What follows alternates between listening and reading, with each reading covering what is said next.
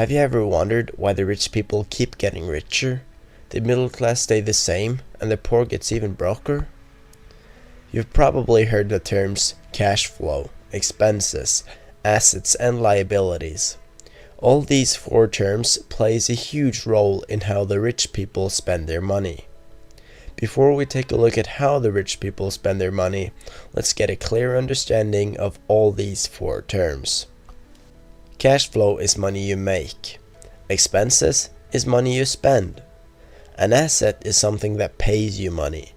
And a liability is something that costs you money. If you have a job and make money from it, you have a cash flow from that job.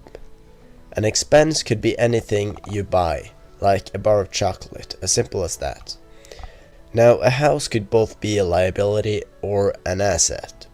If you buy a house for yourself, the house is a liability, because you have to pay money each month that is considered house costs. Things like water, electricity, debt, etc. Now, if you were to buy the house and rent it out, the house would be an asset to you when all the money you spend on the house is paid back. Another example of an asset is your job, or stocks, if you do it right. The way the rich people spend their money is completely different to how the rest of the majority in today's society spend their money. The majority, being the middle class and the poor, will spend their money without thinking twice.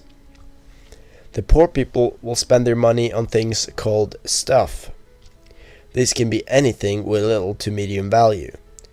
Things they don't actually need to survive, normally bought just for fun. Video games is a good example on stuff, but also things bought at the flea market or the garage sale. Ever had that friend that's house always was filled with stuff? Toys, games, and other stuff. I know I did, and he is a prime example of the poor class. Note that when I refer to the poor, I mean the people with the lowest net worth in today's society, not necessarily homeless people.